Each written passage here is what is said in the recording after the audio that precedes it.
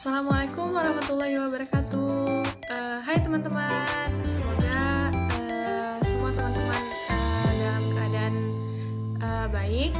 Nah, kali ini saya akan membuat video pembelajaran, di mana video pembelajaran ini adalah tentang materi kataan kimia dengan menggunakan model PBL. Nah, sebelumnya perkenalkan saya Marhaini Maisura dengan NIM A1C11960. Saya dari kelas regular C Pendidikan Kimia Universitas Jambi angkatan 2019. Ini merupakan video pembelajaran pertama saya, yaitu tentang model PBL pada materi kataan kimia kelas 10 semester 1 atau semester ganjil. Selamat menyaksikan video pembelajarannya dan terima kasih.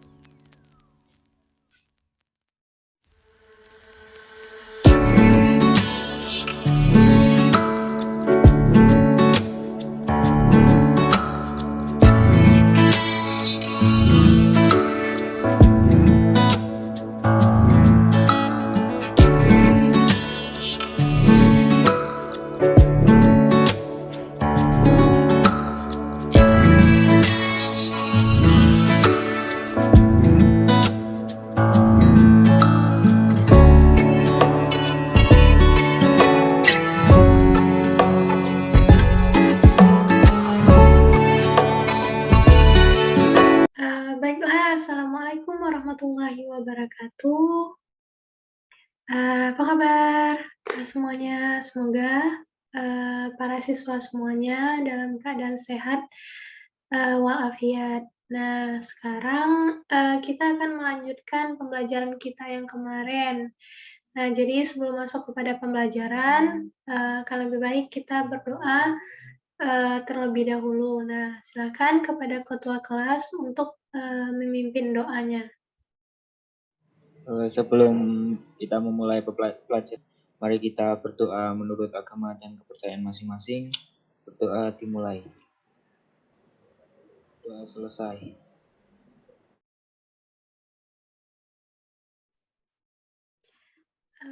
Baiklah, terima kasih kepada ketua kelas kita yang sudah memimpin doa sebelum masuk pembelajaran kita pada pagi hari ini. Nah, semoga setelah berdoa tadi kita semua dapat melaksanakan pembelajaran hari ini dengan baik dan bisa mengambil materi-materi apa saja yang akan Ibu sampaikan pada pagi hari ini. Nah, dan semoga apa yang sudah Ibu sampaikan nanti akan bisa bermanfaat untuk murid-murid semuanya. Nah, jadi sebelum kita masuk pada materi kita pada pagi hari ini, Ibu sudah mengirimkan link absen atau presensi kepada siswa-siswa semuanya. Nah, sebelum itu, siswa-siswa dipersilakan untuk mengambil absen terlebih dahulu.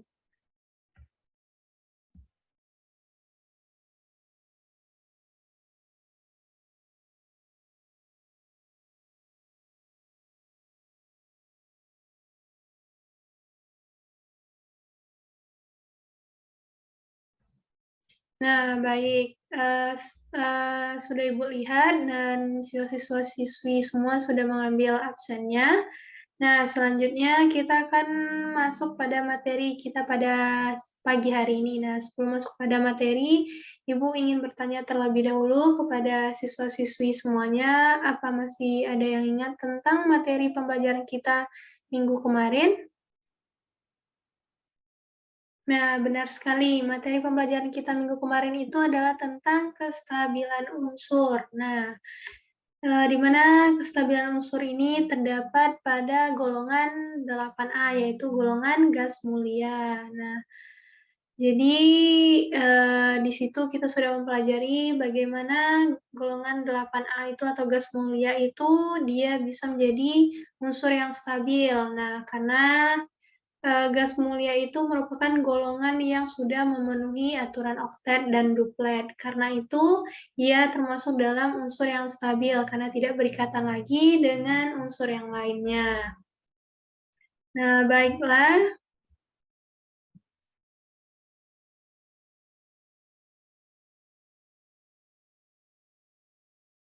Nah, selanjutnya Ibu akan share screen tentang materi kita pada pagi hari ini.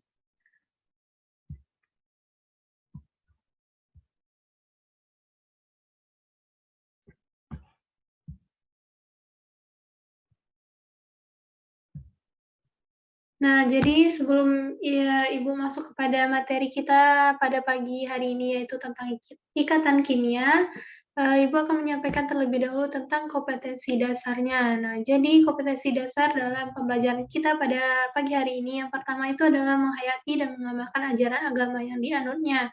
Kemudian yang kedua itu menghayati dan mengamalkan perilaku jujur, disiplin, tanggung jawab, kemudian peduli atau gotong royong, kerjasama, toleransi, damai, santun, responsif, dan proaktif, serta menunjukkan sikap sebagai bagian dari solusi atas berbagai permasalahan dalam interaksi secara efektif dengan lingkungan sosial dan alam, serta dapat menempatkan diri sebagai cerminan bangsa dalam pergaulan dunia. Nah, selanjutnya itu adalah kompetensi yang ketiganya itu adalah membandingkan ikatan kovalen. Nah,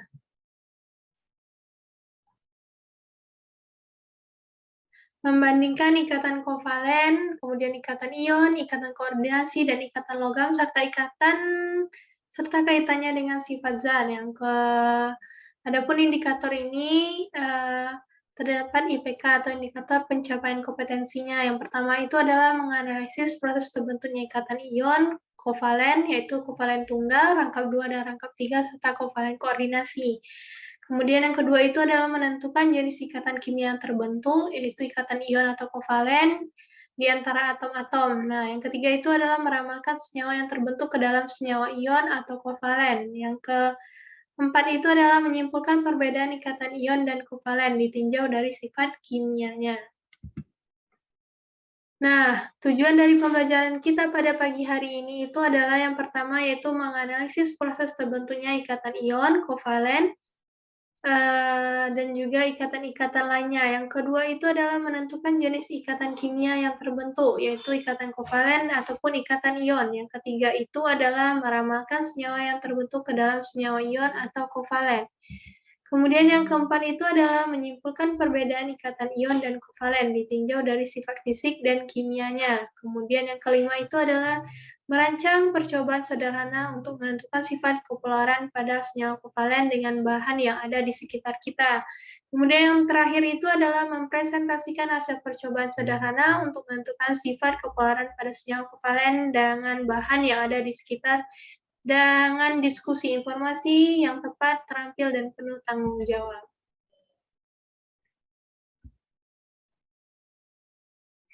Nah, jadi itulah indikator pencapaian pembelajaran kita dan tujuan pembelajaran kita pada pagi hari ini, yaitu tentang ikatan kimia.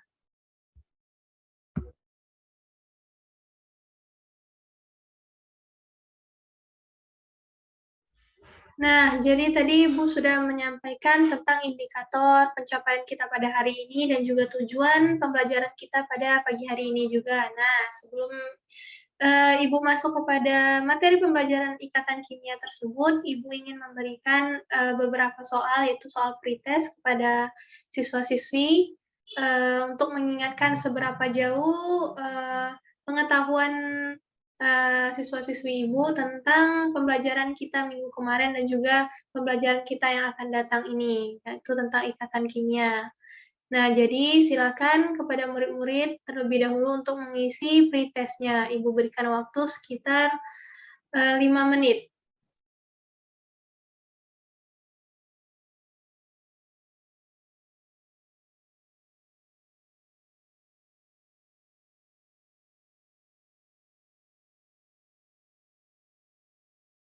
Nah, baiklah, sudah cukup untuk pengisian pretest-nya. Ibu sudah melihat bagaimana hasil dari pretest murid-murid semuanya. Selanjutnya kita akan masuk kepada pembelajaran kita pada pagi hari ini. Nah,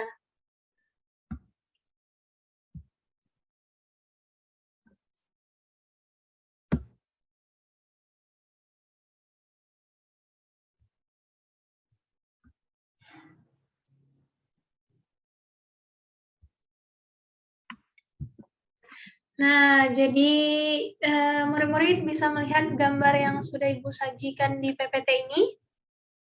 Nah, di sini ada yang tahu ini gambar apa? Ya, benar sekali.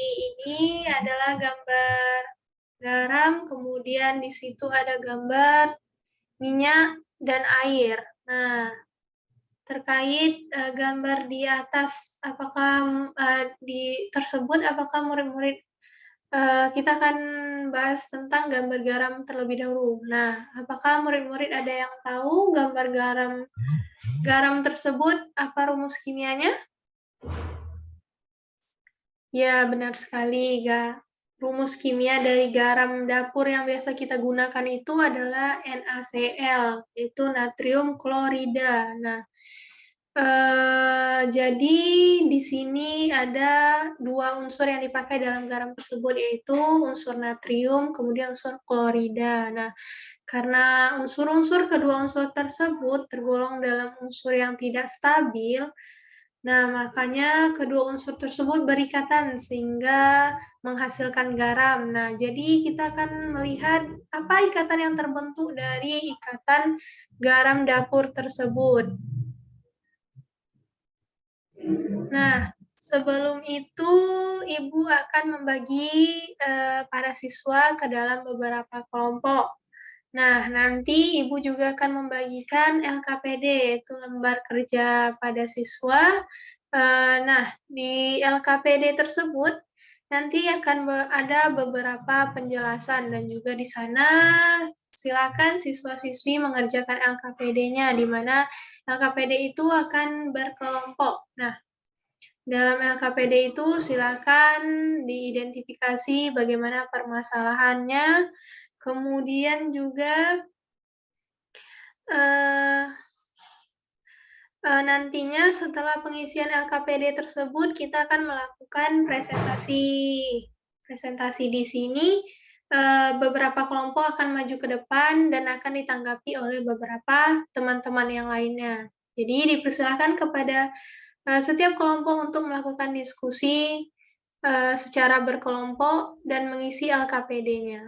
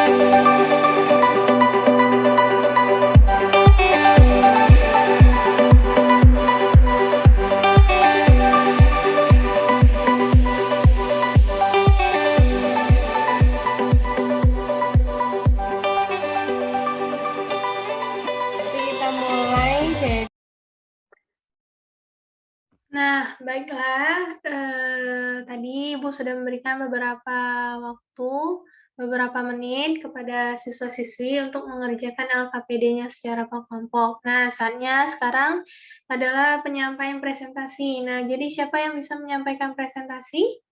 Ada kelompok yang mau maju terlebih dahulu sebelum Ibu panggil?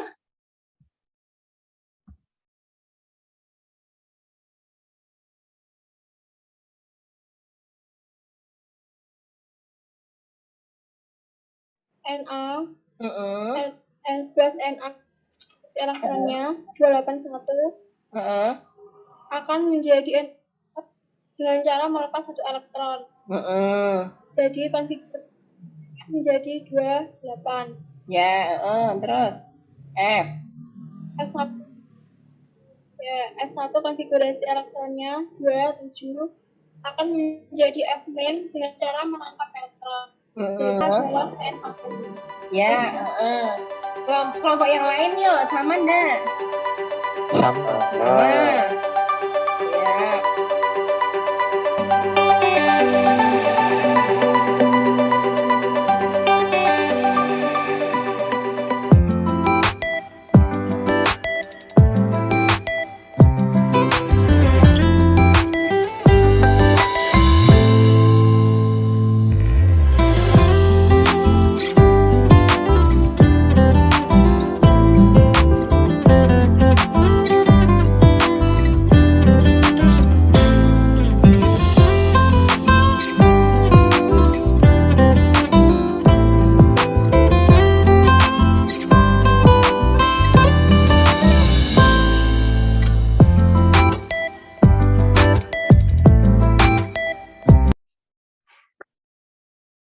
Nah, baik. Sudah ada teman-teman kita, teman-teman siswa-siswi, adik-adik sekalian yang sudah mempresentasikan terkait permasalahan dan juga penyelesaian masalah di dalam LKPD tersebut. Nah, mungkin ada yang lain yang ingin mempresentasikan hasilnya atau sama saja dengan yang sudah disampaikan oleh temannya tadi? Nah, sepertinya sudah cukup. Nah, jadi itulah tadi materi kita, yaitu tentang ikatan kimia, dan juga adik-adik tadi sudah mengerjakan LKPD yang sudah Ibu berikan. Nah, mungkin sebelum itu Ibu akan meminta salah satu siswa yang bisa menyampaikan kesimpulannya pada pagi hari ini. Nah, silakan kepada siswa yang ingin menyampaikan kesimpulannya. Kesimpulan yang dapat diambil dari semua kegiatan yang sudah dilakukan adalah ikatan ion terjadi karena serah terima elektron terjadi antara atom logam dengan non-logam. Sifat senyawa ion adalah padat pada suhu kamar, mudah larut dalam pelarut polar, kristalnya keras, dapat membentuk lautan, dapat mengantarkan arus listrik. Terima kasih kepada siswa Ibu yang sudah menyampaikan kesimpulan tentang ikatan kimia yang kita pelajari pada pagi hari ini. Nah, mungkin sebelum Ibu mengakhiri pembelajaran kita pada pagi hari ini, Ibu nanti akan memberikan video pembelajaran tentang ikatan kimia. Nah, ini video untuk penguatan dari materi ikatan kimia tersebut. Nah, di sana akan ada lebih detail tentang penjelasan ikatan kimia. Jadi nanti di LKPD tersebut ada kolom verifikasi dan juga kolom refleksi. Nah, di sana setelah adik-adik nanti menonton video pembelajaran dari ikatan kimia tersebut, silakan adik-adik catat ke dalam kolom verifikasi tersebut ilmu kimia tentang ikatan kimia apa yang bisa adik-adik ambil dari materi dalam video tersebut. Ada materi barukah yang ditemukan yang bisa dicatat? Silakan dicatat di dalam kolom verifikasi.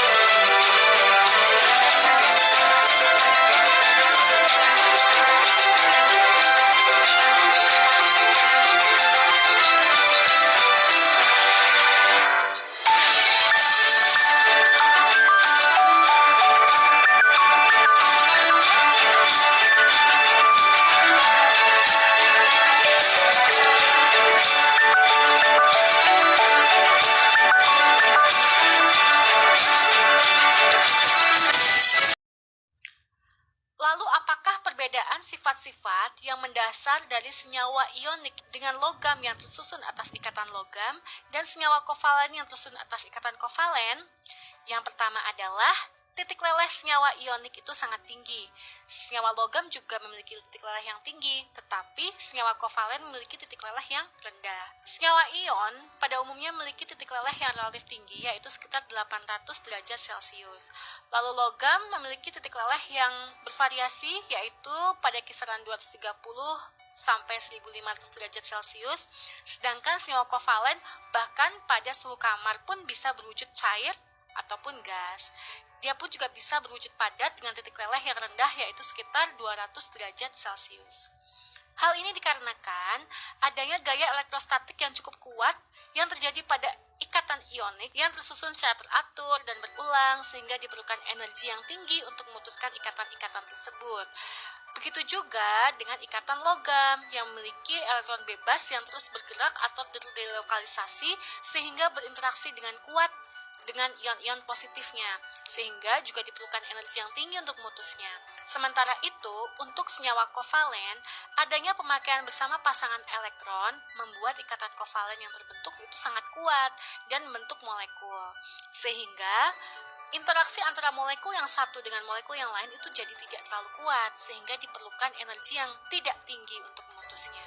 Sifat yang berikutnya adalah wujud senyawa ionik berupa padatan kristal yang tersusun atas atom-atom yang berikatan secara ionik membentuk sisi 3 dimensi seperti ini, teman-teman. Karena sifatnya yang kristalin, maka senyawa ionik ini mudah rapuh. Jadi ketika ada gaya luar yang diberikan, akan ada saat di mana ion-ion yang memiliki muatan sejenis itu jadi berdampingan, sehingga terjadi tolak-menolak antara ion tersebut, sehingga tidak ada lagi interaksi, atau dengan kata lain ikatannya menjadi putus. Untuk logam itu umumnya berwujud padat, bersifat lunak, dan juga mudah ditempa atau dibengkokkan, ulet, atau mudah diulur membentuk seperti kawat. Adanya ikatan logam yang sangat kuat membentuk struktur yang rapat ini menyebabkan atom-atom itu jadi tidak memiliki kebebasan untuk bergerak gitu, teman-teman. Sehingga logam itu berwujud padat pada suhu ruang. Walaupun kisi-kisi kation atau ion positif pada logam itu bersifat kaku atau diam di tempat, tetapi elektron valensi logam kan bergerak bebas. Jadi kalau logam ditempa atau dibengkokkan, akan terjadi pergeseran kation-kation, dan pergeseran ini tidak menyebabkan patah karena selalu dikelilingi oleh lautan elektron. Sedangkan senyawa kovalen pada suhu ruang dapat berwujud padat, cair, dan gas. Karena pada senyawa kovalen terdapat gaya intramolekul yang kuat, sehingga memiliki gaya antar molekul yang lemah. Jadi gaya antar molekul inilah yang mudah putus ketika ada energi yang ditambahkan. Sifat yang berikutnya adalah senyawa ionik memiliki kelarutan yang tinggi dalam air karena air bersifat polar, dan senyawa ionik juga demikian. Ion yang terkandung dalam senyawa ionik dapat terdisosiasi dan tersolvasi atau berinteraksi dengan pelarut polar. Sedangkan logam pada umumnya bersifat tidak larut dalam air, kecuali logam-logam yang memiliki reaktivitas tinggi seperti logam-logam golongan alkali dan sebagian golongan logam alkali tanah. Lalu, senyawa kovalen juga pada umumnya sulit larut dalam air, tetapi mudah larut dalam baut organik seperti bensin, minyak tanah, alkohol. Tetapi ada juga beberapa senyawa kovalen yang dapat larut dalam air karena terjadi reaksi dengan air atau terhidrasi dan membentuk ion-ion. Misalnya asam sulfat yang bila dilarutkan ke dalam air akan membentuk ion hidrogen dan ion sulfat. Lalu perbedaan sifat yang berikutnya adalah senyawa ionik dalam fase cair dapat menghantarkan listrik. Jadi walau senyawa ionik mengandung atom atau gugus yang bermuatan, senyawa ini umumnya sulit menghantarkan listrik dalam bentuk padatannya atau nilai konduktivitasnya rendah. Ini bisa terjadi karena pada senyawa ionik, ion-ion itu diam tidak bergerak pada si kristal, sedangkan untuk mengalirkan listrik itu kan partikel bermuatannya harus bergerak. Tetapi kalau senyawa ionik ini dilarutkan dalam cairan atau dilebur menjadi cairan, senyawa ionik dapat menghantarkan listrik karena ionnya dapat bergerak bebas. Kalau senyawa logam, dia bisa menghantarkan listrik karena walaupun ion-ion penyusun senyawa logam itu diam, tetapi elektron valensinya dapat dengan mudah bergerak, jadi bisa menghantarkan arus listrik. Lalu bagaimana dengan senyawa kovalen? Pada umumnya, senyawa kovalen itu tidak dapat menghantarkan arus listrik, kecuali untuk senyawa kovalen polar. Nah, ini disebabkan karena senyawa kovalen polar, kalau dilarutkan dalam air, seperti misalnya tadi asam sulfat, bisa menghasilkan ion-ion dan dapat dikategorikan sebagai senyawa elektrolit yang lemah. Tetapi ada sesuatu yang berbeda untuk senyawa kovalen. Nah, contohnya adalah struktur molekul raksasa yang disusun oleh banyak ikatan kovalen. Allotrop karbon ini contohnya. Buat yang belum tahu, allotrop ini adalah modifikasi secara struktur yang berbeda dari suatu unsur yang sama, di mana atom-atom penyusunnya itu terikat dengan cara yang berbeda. Langsung saja kita lihat, intan adalah senyawa kovalen yang tersusun atas karbon, di mana tiap atom karbon mengikat 4 atom lainnya dan masing-masing membentuk struktur tetrahedral dan berulang. Intan ini sangat keras dan kuat. Nah, untuk grafit, grafen, karbon nanotubes, dan fullerene, atom karbonnya tidak mengikat 4 atom karbon yang lain, tetapi hanya mengikat 3 atom karbon lain. Jadi menyisakan 1 elektron yang bisa terdelokalisasi. Sehingga grafit, grafen, karbon nanotubes, dan fullerene memiliki konduktivitas yang tinggi, sedangkan intan tidak bisa menghantarkan listrik karena semua elektronnya sudah dipakai untuk berikatan. Untuk aplikasinya pun juga berbeda-beda. Intan digunakan untuk perhiasan dan pemotong kaca. Grafit biasanya digunakan sebagai bahan material untuk pensil yang kalian gunakan. Bisa juga untuk elektroda pada baterai, lalu bisa juga untuk elektroda pada proses elektrolisis, dan juga lubrikan. Lalu grafen dikenal sebagai smart material yang memiliki kegunaan luar biasa seperti bahan pembuat baterai yang tidak beracun, ramah lingkungan, lalu bisa juga sebagai rompi anti peluru, kapasitor, bisa juga sebagai layar touchscreen yang super kuat, dan masih banyak yang lainnya. Allotrop lainnya yang berbentuk seperti grafen yang digulung yaitu karbon nanotubes, itu juga memiliki manfaat yang tidak kalah kerennya teman-teman, seperti untuk sensor, elektroda juga untuk baterai lithium, lalu juga bisa digunakan sebagai peralatan elektronik seperti transistor dan superkapasitor, lalu juga bisa sebagai lapisan yang tipis dan juga super kuat, dan juga drug delivery.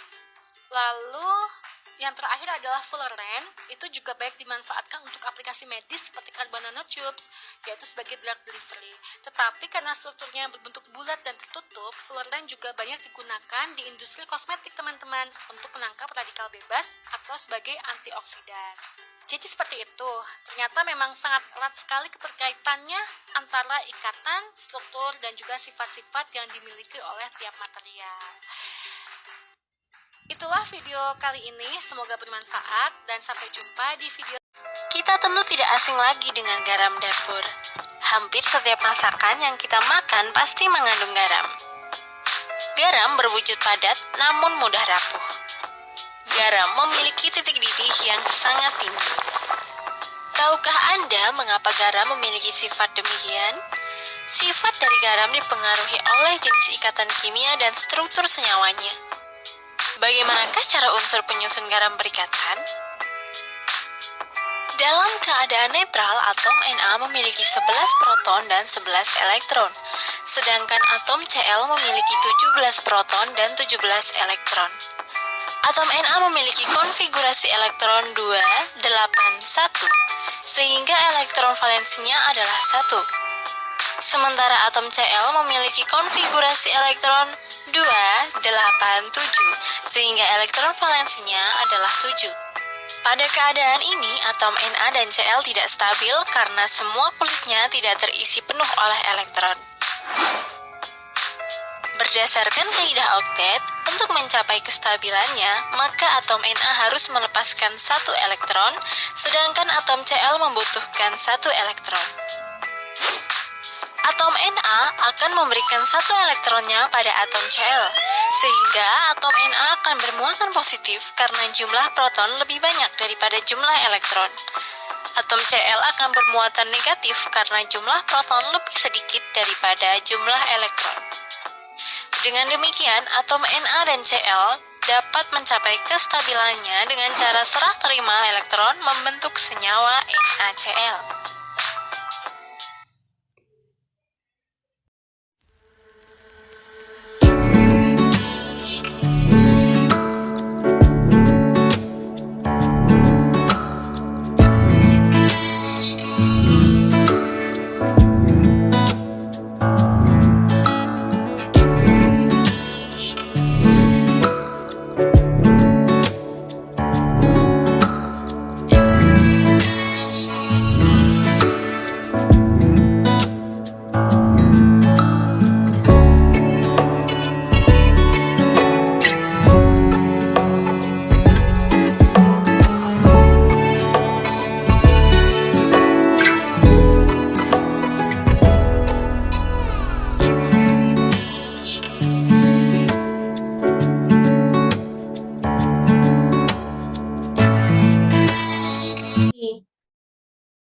Kemudian mungkin apakah ada pertanyaan sebelum kita mengakhiri pembelajaran kita pagi hari ini? Baiklah, sepertinya sudah cukup, tidak ada pertanyaan dari siswa-siswi Ibu pada pagi hari ini. Nah, setelah ini Ibu akan mengirimkan link post-test. Nah, link post-test ini silakan siswa-siswi kerjakan, di mana link post-test ini akan berisi beberapa pertanyaan tentang materi kita pada pagi hari ini. Nah, silakan murid-murid nanti mengisi link poster tersebut. Ini dikerjakan secara individu, bukan berkelompok. Nah, mungkin cukup untuk pembelajaran kita pagi hari ini, yaitu tentang ikatan kimia. Nah, semoga siswa-siswi Ibu sekalian bisa mengambil banyak pengetahuan tentang ikatan kimia pada pagi hari ini. Dan semoga setiap pembelajarannya bisa lebih baik lagi ke depannya. Nah, mungkin sudah cukup untuk pembelajaran kita pada pagi hari ini. Baiklah, dipersilakan dulu kepada siswa Ibu untuk menutup pembelajaran kita pagi hari ini dengan pembacaan doa.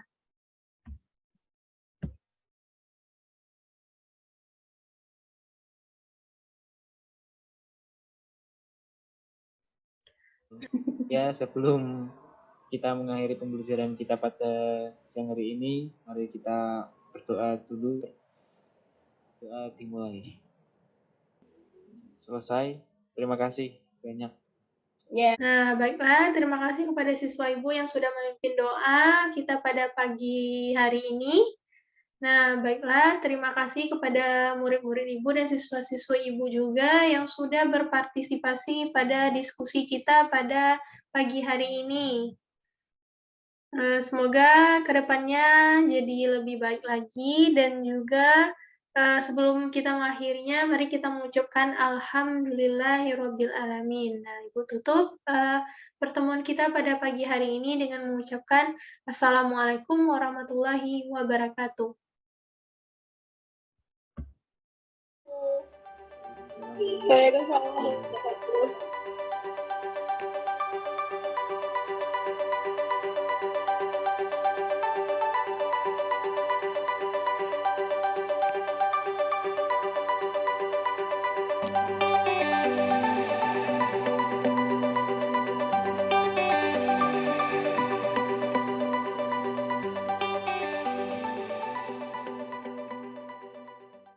Nah, baiklah, itulah tadi video pembelajaran saya, yaitu video pembelajaran tentang model PBL pada materi ikatan kimia.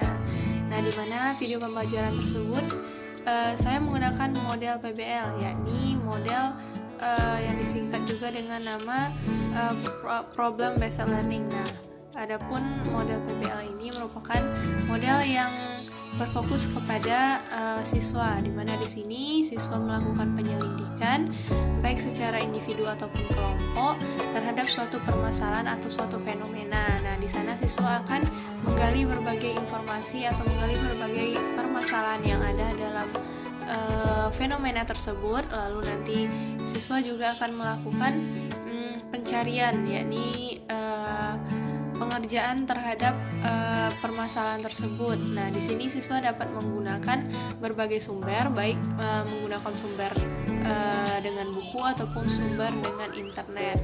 Nah, setelah siswa menggali informasi dan mendapatkan informasi seputar permasalahan tersebut, selanjutnya siswa nanti akan mengerjakan tugas atau mengerjakan LKPD yang berisi permasalahan tersebut. Nah, selanjutnya siswa akan mempresentasikan hasil dari penyelidikannya tersebut. Nah, di mana dalam model PBL di sini karena berfokus kepada siswa, di sini peran guru walaupun tidak banyak, namun tetap mendominasi, di mana peran guru di sini adalah guru harus membimbing dan membimbing, kemudian juga membantu penyelidikan siswa terhadap pemecahan masalah tersebut. Nah, di tahap akhir juga nanti guru harus memberikan berbagai penguatan terhadap penyelesaian masalah tersebut. Apakah penyelesaian masalah tersebut sudah sesuai dengan konsep dasar yang dipelajari tersebut. Nah, pada model PBL ini terdiri dari berbagai sintak, di mana ada 5 sintaknya seperti yang sudah dijelaskan di awal video tersebut. Kemudian dalam kegiatan pelaksanaannya ini saya memakai video pembelajaran dengan menggunakan 1 kali pertemuan, di mana 1 kali pertemuan itu terdiri dari 90 menit atau disebut juga dengan 2 kali 45 menit. Nah, di sini pada kegiatan pelaksanaan tersebut ada pembagian kegiatannya, di mana kegiatan pertama itu adalah kegiatan pembuka, kemudian yang kedua itu adalah kegiatan inti, dan yang ketiga itu adalah kegiatan penutup. Nah, di mana kegiatan pembuka ini di sini digunakan waktu yaitu 15 menit. Kemudian di kegiatan inti itu digunakan waktu 60 menit, dan di kegiatan penutup itu digunakan waktu 15 menit. Nah, jadi mungkin itulah video pembelajaran saya, yaitu tentang materi ikatan kimia pada sekolah menengah atas atau SMA atau SMK sederajat pada semester ganjil dengan menggunakan model problem based learning atau PBL. Nah, semoga video tadi dapat bermanfaat bagi teman-teman yang sudah menyaksikannya dan bisa menjadi referensi untuk membuat video pembelajaran dengan menggunakan model PBL ataupun menggunakan model pembelajaran yang lainnya. Nah, mungkin hanya itu yang dapat saya sampaikan. Jika ada kesalahan dalam video tersebut, baik kesalahan dalam pengeditan